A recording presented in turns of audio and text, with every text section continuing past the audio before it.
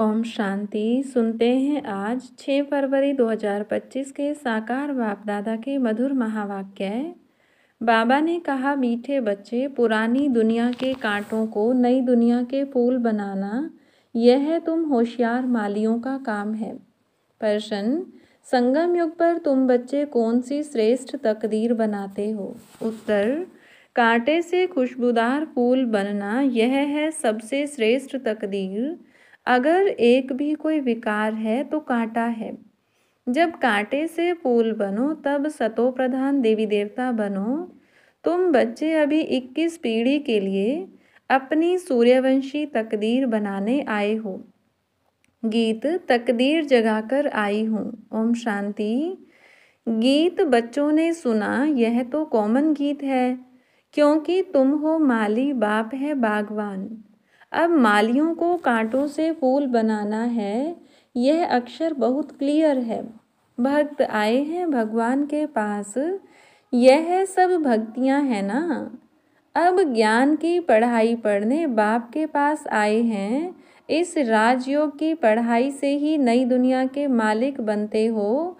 तो भक्तियां कहती हैं, हम तकदीर बनाकर आए हैं, नई दुनिया दिल में सजाकर आए हैं। बाबा भी रोज कहते हैं कि स्वीट होम और स्वीट राजाई को याद करो, आत्मा को याद करना है। हर एक सेंटर पर कांटों से फूल बन रहे हैं। फूलों में भी नंबरवार होते हैं ना। शिव के ऊपर फूल चढ़ाते कोई कैसा फूल चढ़ाते, कोई कैसा। गुलाब के फूल और अक के फूल में रात दिन का फर्क है। यह भी बगीचा है, कोई मोतिये के फूल हैं, कोई चंपा के, कोई रतन जोत हैं, कोई अक के भी हैं। बच्चे जानते हैं इस समय सब हैं कांटे। यह दुनिया ही कांटों का जंगल है। इनको बनाना है नई दुनिया के फूल। इस पुरानी दुनिया में है कांटे। तो गीत में भी कहते हैं, हम बाप के पास आए हैं पुरानी दुनिया के कांटे से नई दुनिया का फूल बनने। जो बाप नई दुनिया स्थापन कर रहे हैं। कांटे से फूल अर्थात देवी देवता बनना है। गीत का अर्थ कितना सहज है। हम आए हैं तकदीर जगाने नई दुनिया के लिए। नई दुनिया है सतयुग, कोई की सतो प्रधान तकदीर है, कोई की रजो तमो है। कोई सूर्यवंशी राजा बनते हैं, कोई प्रजा बनते हैं, कोई प्रजा के भी नौकर चाकर बनते हैं। यह नई दुनिया की राजाई स्थापन हो रही है। स्कूल में तकदीर जगाने जाते हैं ना, यहाँ तो है नई दुनिया की बात। इस पुरानी दुनिया में क्या तकदीर बनाएंगे? तुम भविष्य नई दुनिया में देवता बनने की तकदीर बना रहे हो। जिन देवताओं को सभी नमन करते आए हैं, हम ही सो देवता पूजे थे, फिर हम ही पुजारी बने हैं। 21 जन्मों का वर्षा बाप से मिलता है, जिसे 21 पीढ़ी कहा जाता है। पीढ़ी वृद्ध अवस्था तक को कहा जाता है। बाप 21 पीढ़ी का वर्षा देते हैं, क्योंकि युवा अवस्था में व बचपन में बीच में अकाले मृत्यु कभी होता नहीं। इसलिए उनको कहा जाता है अमर लोक। यह है मृत्यु लोक, रावण राज्य। यहाँ हर एक में विकारों की प्रवेशता है। जिसमें कोई एक भी विकार है तो काटे हुए ना। बाप समझेंगे माली रॉयल खुशबूदार फूल बनाना नहीं जानते हैं। माली अच्छा होगा तो अच्छे अच्छे फूल तैयार करेंगे। विजय माला में पिरोने लायक फूल चाहिए। देवताओं के पास अच्छे अच्छे फूल ले जाते हैं ना। समझो क्वीन एलिजाबेथ आती है तो एकदम फर्स्ट क्लास फूलों की माला बनाकर ले जाएंगे। यहाँ के मनुष्य तो हैं तमो प्रधान, शिव के मंदिर में भी जाते हैं, समझते हैं ये भगवान है। ब्रह्मा विष्णु शंकर को तो देवता कहते हैं, शिव को भगवान कहेंगे तो वह ऊंचते ऊंचा हुआ ना। अब शिव के लिए कहते धतूरा खाता था, भांग पीता था, कितनी ग्लानि करते हैं। फूल भी अक के ले जाते हैं। अब ऐसा परमपिता परमात्मा उनके पास क्या ले जाते हैं? तमो प्रधान कांटों के पास तो फर्स्ट क्लास फूल ले जाते हैं। और शिव के मंदिर में क्या ले जाते हैं? दूध भी कैसा चढ़ाते हैं? 5% दूध, बाकी 95% पानी। भगवान के पास दूध कैसा चढ़ाना चाहिए जानते तो कुछ भी नहीं। अब तुम यथार्थ रीति जानते हो। तुम्हारे में भी नंबरवार हैं जो अच्छा जानते हैं, उनको सेंटर का हेड बनाया जाता है। सब तो एक जैसे नहीं होते। भल पढ़ाई एक ही है, मनुष्य से देवता बनने की ही एम ऑब्जेक्ट है, परंतु टीचर तो नंबरवार है ना। विजय माला में आने का मुख्य आधार है पढ़ाई। पढ़ाई तो एक ही होती है, उसमें पास तो नंबरवार होते हैं ना। सारा मदार पढ़ाई पर है। कोई तो विजय माला के 8 दानों में आते हैं, कोई 108 में, कोई 16,108 में सिजरा बनाते हैं ना। जैसे झाड़ का भी सिजरा निकलता है, पहले पहले एक पत्ता, 2 पत्ते, फिर बढ़ते जाते हैं।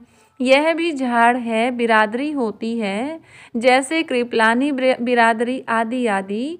वह सब हैं हद की बिरादरियां, यह है बेहद की बिरादरी।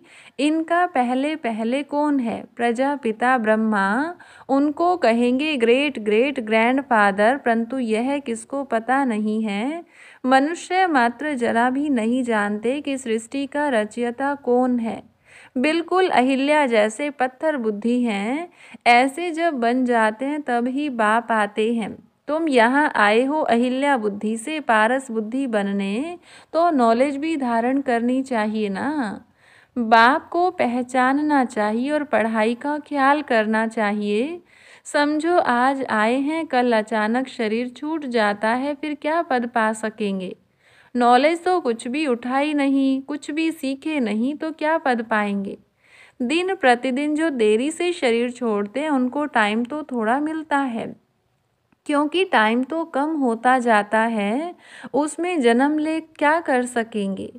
हाँ, तुम्हारे से जो जाएंगे तो कोई अच्छे घर में जन्म लेंगे, संस्कार ले जाते हैं तो वह आत्मा झट जाग जाएगी, शिव बाबा को याद करने लगेगी।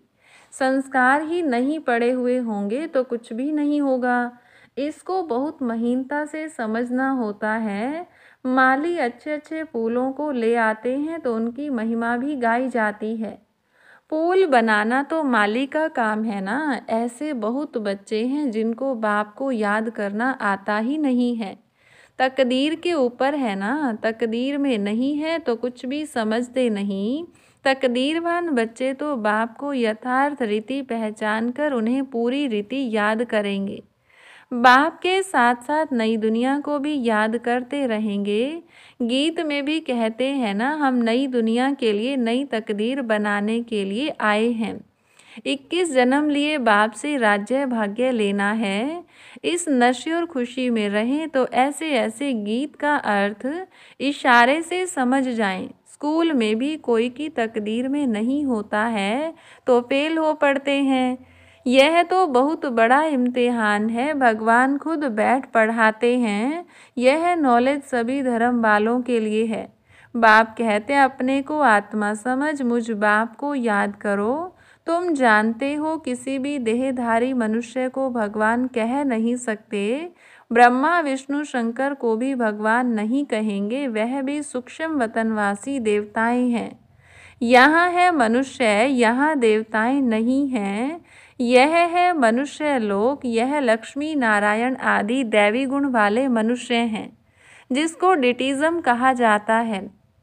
सतयुग में सभी देवी देवता हैं, सूक्ष्म वतन में है ही ब्रह्मा विष्णु शंकर। गाते भी हैं ब्रह्मा देवताय नमः, विष्णु देवताय नमः। फिर कहेंगे शिव परमात्माय नमः। शिव को देवता नहीं कहेंगे और मनुष्य को फिर भगवान नहीं कह सकते। 3 फ्लोर है ना, हम हैं 3rd फ्लोर पर। सतयुग के जो दैवी गुण वाले मनुष्य हैं वही फिर आसुरी गुण वाले बन जाते हैं। माया का ग्रहण लगने से काले हो जाते हैं, जैसे चंद्रमा को भी ग्रहण लगता है ना। वह है हद की बातें, यह है बेहद की बात। बेहद का दिन और बेहद की रात है। गाते भी हैं ब्रह्मा का दिन और रात। तुमको अभी एक बाप से ही पढ़ना है, बाकी सब कुछ भूल जाना है। बाप द्वारा पढ़ने से तुम नई दुनिया के मालिक बनते हो। यह सच्ची सच्ची गीता पाठशाला है। पाठशाला में हमेशा नहीं रहते। मनुष्य समझते हैं भक्ति मार्ग भगवान से मिलने का मार्ग है। जितना बहुत भक्ति करेंगे तो भगवान राजी होगा और आकर फल देगा। यह सब बातें तुम ही अब समझते हो। भगवान एक है जो फल अभी दे रहे हैं। जो पहले पहले सूर्यवंशी पूज्य थे उन्होंने ही सबसे जास्ती भक्ति की है, वही यहाँ आएंगे। तुमने ही पहले पहले शिव बाबा की अव्यभिचारी भक्ति की है, तो जरूर तुम ही पहले पहले भक्त ठहरे। फिर गिरते गिरते तमो प्रधान बन जाते हो।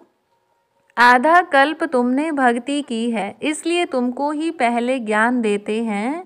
तुम्हारे में भी नंबरवार हैं। तुम्हारी इस पढ़ाई में यह बहाना नहीं चल सकता कि हम दूर रहते हैं इसलिए रोज़ नहीं पढ़ सकते।